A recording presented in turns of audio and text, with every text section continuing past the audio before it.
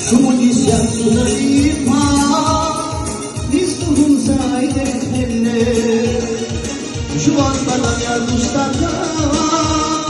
Nismuhun saide tenne Sumudisya sunaipa